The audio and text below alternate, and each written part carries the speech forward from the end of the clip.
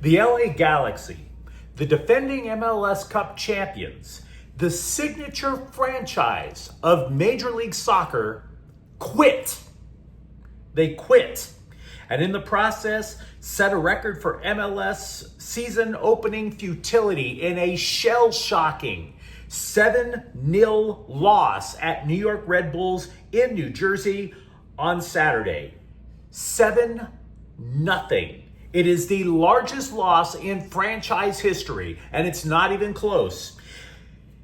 It was the largest loss to further set the largest mark of futility in club history.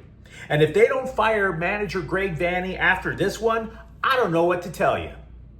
Actually, I have an idea what to tell you, but we'll get to that in a moment. Hi, I'm James of Faithful Angelino Sports with a rapid recap of LA Galaxy soccer.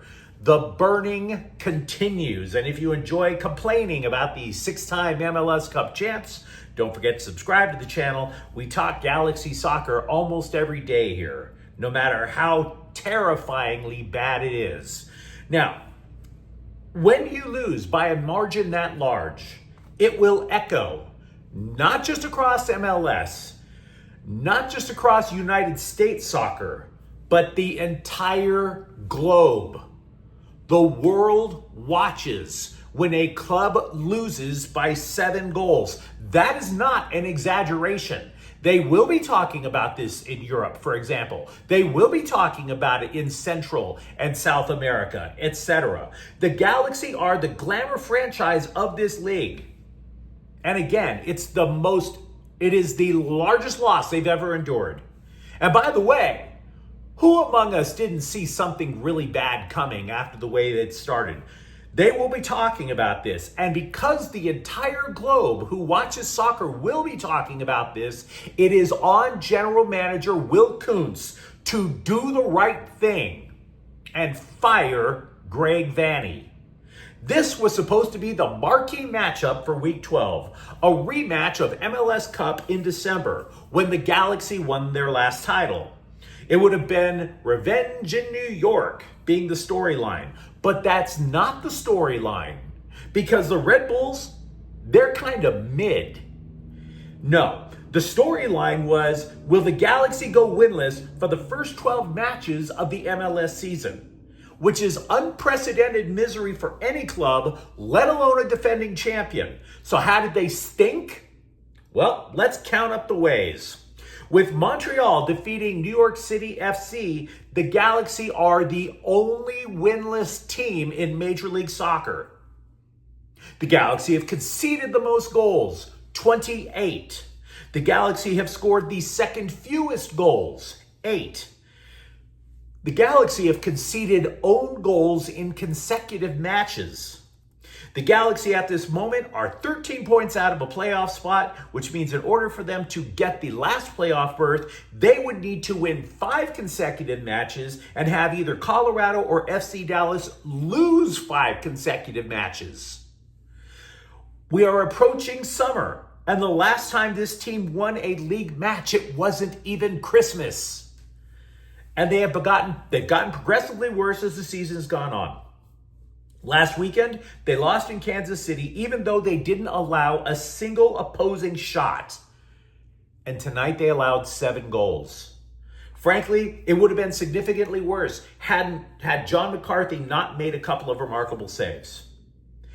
And to wrap it all up in a nice big bow of failure, the last kick of the entire match was a New York goal. Even the referees had seen enough because even they knew the Galaxy quit. They quit.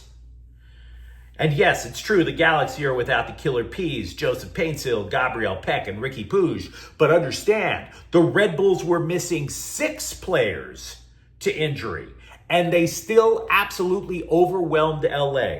New York scored in the first 7 minutes and kept pouring it on for the entire 90. Emil Forsberg, Eric Choupo-Moting each scored twice for New York. This is not on injuries, not 0 wins. No, you can't chalk all that up to injuries, particularly if it's Ricky Puig. not 12 consecutive matches. The Galaxy won MLS Cup without Ricky Puig, for Pete's sakes. Moreover, not allowing 7 goals. Don't blame that on the Killer Peas not being there. The Galaxy quit. It is the one unforgivable sin in sports. You can't quit. There is no reason, therefore, for me to break down strategy or any of the other stats. They quit. That's all you need to know about this. And that is on Greg Vanney. A couple of weeks ago, I said the guy had 2 weeks to get a win because you can't set the MLS record for the longest winless streak to start the season. You can't set these types of records and keep your job. But they did. And on even having said that, they allowed 7 goals tonight. Greg Vanney is a dead man walking. And I've been scratching my brain trying to figure out why Vanney would survive tonight. The only reason Vanney might not get fired immediately is because their next match is Wednesday in Philadelphia. If the Galaxy don't do to Vanney what USC did to Lane Kiffin back in the day, I'm not suggesting a boycott. What I am suggesting is that they might be a little bit gross and keep him until the next international break in soccer, which is in June. So who would you replace him with? Because I got that a lot on Twitter tonight. Well, honestly, I don't have names. Yeah, we've heard certain names that fans would like, but I'm not going to sit there and predict who's the manager. What I am going to tell you is a certain type of coach, because perhaps Vanney's biggest flaw is that he rarely deviated from his plan. He had to play a 4-3-3 or 4-2-3-1.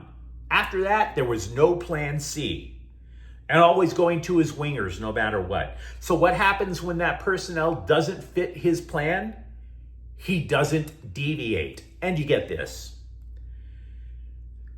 I wouldn't even be saying this if Vanney managed to squeak out 2 or 3 wins. You can't blame this long of a losing streak just on a couple of players missing. You can't, even if they're designated players. So once again, your final score, New York Red Bulls 7, Galaxy 0. Vanney out. And if you enjoyed hearing me complain about the Galaxy, don't forget to subscribe to the channel. We talk about the 6-time MLS Cup champs almost every day here. Thank you for watching. I'm James. Certainly comment if you like. We'll talk to you tomorrow. Faithful Angelinos is a Kian Cortez Queso production. Take care.